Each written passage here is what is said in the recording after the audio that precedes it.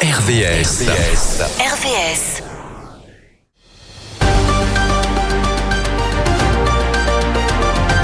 Émission spéciale élection municipale sur RVS. Vous en avez pris l'habitude, c'est l'un de nos horaires de rendez-vous pour les élections municipales sur RVS. Et vous savez certainement que nous couvrons les municipales sur 4 municipalités. À Rouen, là où sont situés nos studios, mais aussi à Louviers, à Bernay et à Évreux. Avec une ligne éditoriale que je vous rappelle parce que c'est nécessaire. C'est-à-dire que ce qui nous intéresse, ce sont les candidats, leur programme, leur liste, leur engagement et pas les polémiques qu'il pourrait y avoir entre un camp ou un autre au niveau national. Parce que ça, d'autres peuvent le faire, d'autres médias, et ils le font d'ailleurs très bien. Les municipales à Évreux, donc, où ils se sont déclarés 8 candidats, dont certains d'ailleurs ne brillent pas véritablement le siège de maire, mais saisissent l'occasion pour donner de l'écho à leur message. Ce n'est pas son cas. Il s'agit de Nathalie Chartier, LFI Évreux. Bonjour Nathalie. Bonjour Michel. Merci de nous faire la gentillesse d'être avec nous. Vous êtes tête de liste de la France Insoumise à Évreux. Vous avez décidé de vous lancer en solo à Évreux lors des municipales à la tête de l'Union populaire d'Évreux. On va y revenir bien sûr dans un instant puisque c'est la raison pour laquelle vous êtes là. Un certain nombre de personnes vous connaissent ou vous reconnaissent parce que vous êtes comédienne et vous avez même lancé votre propre compagnie. C'est osé, ça s'appelle O. Tout à fait, oui. Donc vous avez tout un parcours avant d'être militante qui est en fait dans la culture, dans le spectacle, et là aussi vous prenez en considération un certain nombre d'éléments qui vont alimenter votre engagement politique. Oui, tout à fait. Alors, je viens pas du tout du sérail de la politique. J'ai mis très très longtemps... j'avais une conception un peu fermée en me disant que c'était... un panier de crabes.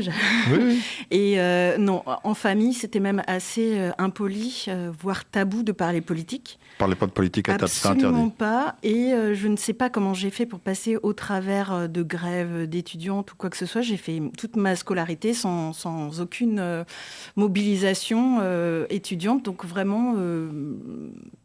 hors préoccupation, oui. On va dire, que ce soit nationale ou locale. Je suis passée à travers tout ça. Ma première mobilisation, c'est en arrivant aux Beaux-Arts à Orléans, où, à peine arrivé, on a supprimé la section art de Beaux-Arts, donc il ne restait plus que Beauce.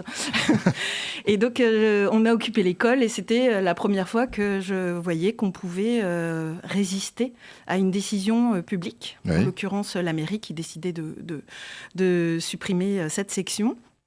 Et puis, j'ai fait ma scolarité, montage audiovisuel, cinéma audiovisuel, voilà.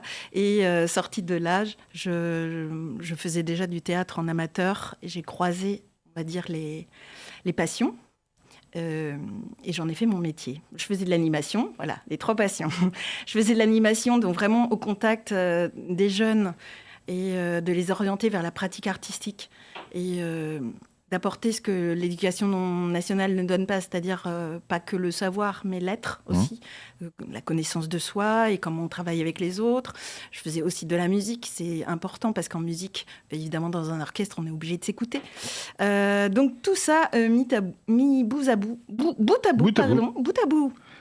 ça donne des spectacles. J'ai fait une formation de marionnettiste à Paris auprès du maître de la marionnette Alain Recoin. J'ai eu cette chance parce qu'il a disparu peu de temps après. Et voilà, pas du tout, on est toujours pas dans la politique.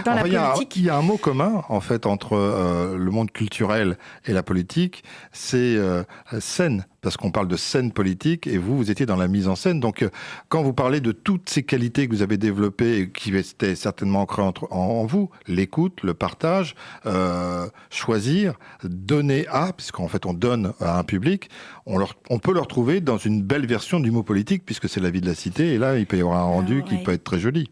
J'ai encore des méfiances par rapport à la politique. Parce que pour moi, la scène, alors ça va paraître un peu ambigu, c'est l'endroit où on est vrai. On se cache, on se camoufle derrière des apparences, des costumes, un texte d'auteur ou pas. Enfin, voilà, on vient. Et en même temps, on ne peut être que vrai et apporter la sincérité du corps et de l'âme. En politique, j'ai l'impression qu'on n'y est pas vraiment. C'est vraiment pas du tout dans cette sincérité-là. C'est ce qui me choque aussi parfois, parce que moi, je ne sais que être vrai. Voilà. Donc, c'est ce qui vous amène dans le combat politique, c'est-à-dire je suppose que dans la composition de votre liste, il y a des gens qui se réfèrent à ce que vous êtes, et après, c'est les idées et d'autres valeurs, mais puisque, effectivement, la scène politique vous faisait un peu peur, les gens qui vous suivent sont des gens du terrain, du sérail. Alors, en fait, sur notre liste, il y a très peu de politiques. Il y a des citoyens et citoyennes plutôt altermondialistes, plutôt, on a des écologistes, or pas encartés forcément, mais des militants qui sont dans des associations, qui travaillent auprès de la médiation ou dans le social aussi.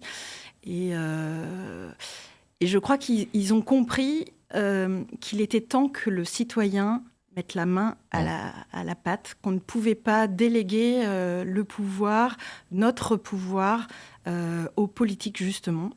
C'est vrai que là, le format, c'est s'intéresser à mon parcours et moi, mais en fait, j'en fais pas. Je ne suis là que pour ouvrir la porte et dire à la population, venez avec moi, on prend le pouvoir. C'est les citoyens et citoyennes qui vont reprendre le pouvoir. Alors, dans votre programme, il y a des items importants. Moi, j'en avais cité un certain nombre que j'ai proposé à chacun des candidats. Vous m'arrêtez là où ça vous titille. Il y a la sécurité, la santé, la mobilité, les quartiers, la vie associative, l'attractivité, le commerce, la qualité de vie au quotidien. Ça fait pas mal de thèmes. Oui. L'éducation, la formation, l'inclusivité, la culture, mais là, vous en avez parlé, le sport et la santé mentale. Qu'est-ce qui anime pertinemment votre programme ? Qu'est-ce que vous mettez en avant sur lequel vous allez travailler ? Nous, très clairement, ça va être de travailler sur le vivre ensemble. Donc, ça peut rejoindre les quartiers, ça peut rejoindre aussi de meilleures conditions de vie. On a des quartiers qui sont les plus pauvres de France. Donc, le logement aussi. Le logement, c'est une catastrophe. Pour mener notre campagne, on avait rédigé un questionnaire avec, pareil, des items pour savoir un peu quelles étaient les priorités de nos concitoyens et concitoyennes. Le premier choc, c'était le premier questionnaire. La première personne que je rencontre, j'étais pas très au fait. Et quand je l'ai interrogée sur ce qui lui pesait quotidiennement, elle m'a dit solitude, et ça... Voilà, je n'avais pas cette case. J'ai dit, je laisse tomber le questionnaire et je m'adresse aux gens. Ça, c'est quelque chose qui est très fort aussi, l'isolation. Que ce soit l'isolation, on va dire, des personnes qui sont coincées chez elles, ou parce qu'il y a des soucis de mobilité, parce qu'il y a un repli sur soi, parce qu'il n'y a plus d'activité, en tout cas de moins en moins proposées à la maison de quartier, parce qu'il peut y avoir aussi des peurs et donc des replis sur soi, mais aussi parce que les quartiers sont un peu enclavés. Nous, on veut travailler aussi sur le lien de quartier à quartier, qui est vraiment des transversalités, des passerelles, qu'il puisse y avoir un événement où les autres quartiers viennent. Mais c'est ce que j'allais vous dire, comment on peut faire à travers des événements, on peut effectivement tisser ces passerelles. Oui. Des lieux où on peut faire culture, par exemple. Il y en a plein, en fait. Et puis, il y a des endroits désaffectés. Sur Évreux, on a les anciens abattoirs où il ne se passe plus rien et le bâtiment, du coup, j'ai vu qu'il y avait des adversaires politiques qui voulaient les vendre. Non, on a besoin de lieux pour faire commun, mais pas pour faire commun sur une activité précise, point, et cloisonnée, qui va travailler sur l'insertion, qui va travailler sur la santé. On veut vraiment des lieux ouverts, mais où on trouvera des médiateurs, où en même temps, peut-être qu'on va s'apercevoir dans les espaces de coworking que peut-être on peut faire un bout de chemin ensemble, et puis des cuisines partagées, où on partage le talent, parce que du talent, on en a. Dans nos quartiers, Moi, j'ai envie de miser sur une cité des arts et des cultures. Je précise des cultures, parce qu'il n'y en a pas qu'une seule. On dit la culture. Nous, on est riche de ça.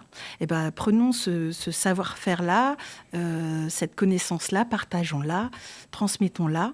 Et déjà, on aura moins peur, on va faire commun. Et puis, on va pouvoir aussi repérer les personnes qui ont besoin d'aide. Savoir identifier, ah oui, tu peux pas avoir de travail parce que le bus passe trop tard le matin et revient trop tôt le soir. Et donc, effectivement, ça correspond pas à une réalité de terrain. Est-ce qu'on peut aider ou en tout cas orienter la personne pour qu'elle ait pour qu'elle ait son permis l'éducation populaire, c'est important aussi que les gens puissent penser par eux-mêmes. On est dans une société où maintenant, on ne peut plus faire la moindre chose sans regarder un tuto, sans demander à des influenceurs qu'est-ce que je dois faire là, comment je dois penser. Une démocratie participative intensifiée. Oui, c'est sous forme de conseil de quartier, par exemple. Donner des outils pour que le citoyen puisse choisir. Moi, je crois beaucoup à la créativité. Donc, la pratique artistique aide à ça. C'est-à-dire, on a un problème, mais on a travaillé en improvisation. Je rebondis. Et je suis pas passif, je subis pas. Je vais trouver en moi ou grâce aux autres le moyen de rebondir. Être de acteur sortir, de sa vie, quoi. Oui. C'est ça, tout à fait. C'est un mot qui résonne aussi chez les comédiens, acteurs de sa vie. Vous avez parlé de santé il y a un instant. Oui. On s'est rendu compte que les déserts médicaux ne touchaient pas que le monde rural.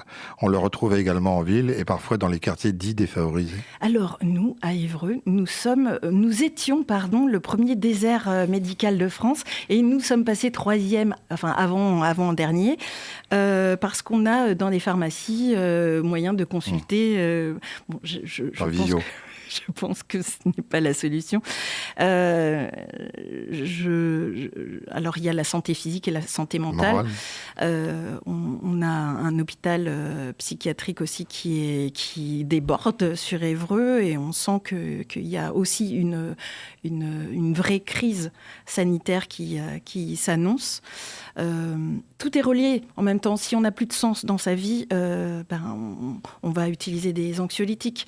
Si on a besoin d'être performant au travail parce que la société nous pousse à ça, on va consommer des drogues ou pour fuir la réalité parce qu'on n'y arrive plus et que ça nous échappe, on va s'enfermer dans des addictions. Et donc là, on touche effectivement la santé et la sécurité, évidemment, parce que je suis persuadée qu'une caméra ne peut pas combler, ne servira à rien dans le cas des dépressions, des suicides, des violences intrafamiliales, parce que si on regarde les statistiques de l'INSEE sur Évreux, en fait, la violence urbaine stagne. Alors, je la nie pas et il faut évidemment qu'on s'y attaque. Mais la flambée en ce moment, c'est les violences intrafamiliales et ce ne sont pas des caméras qui vont résoudre ces problèmes-là. C'est ce que j'allais vous dire parce que vous parlez donc c'est vraiment Mais comment une municipalité peut répondre justement à ce fait où on se rend compte qu'on est laminé par l'intérieur, par ce qui se passe dans les familles et parfois le non-dit des voisins. Est-ce que c'est le rôle d'une municipalité? Et si oui, comment on peut intervenir en termes de sensibilisation? C'est ça, mais trouver du sens. Alors, c'est aussi rattacher les gens à la commune. Nous, on croit vraiment à la démocratie participative, même plus que ça, puisqu'on travaille avec une association qui s'appelle Octave et qui travaille sur la gouvernance partagée. Et c'est donner un rôle à chacun dans la société, c'est-à-dire que je ne subis pas et je n'attends pas qu'on fasse pour moi.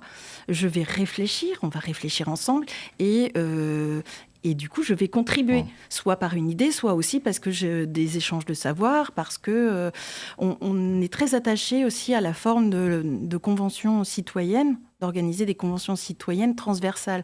On parlait de la santé, on a une eau très mauvaise sur Évreux, qui rejoint évidemment la santé, mais qui rejoint aussi les besoins fondamentaux de vie, l'agriculture aussi qui nous entoure.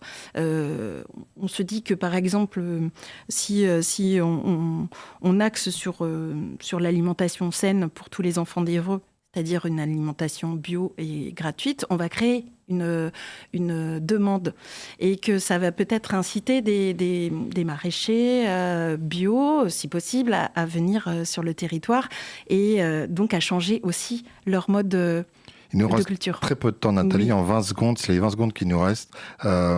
quel mot, quel message vous pourriez faire passer à quelqu'un qui vous est cher, qui peut être quelqu'un de représentatif, d'important dans votre vie, même s'il n'est plus là, s'il n'existe plus, quel message vous pourriez lui faire passer en 20 secondes?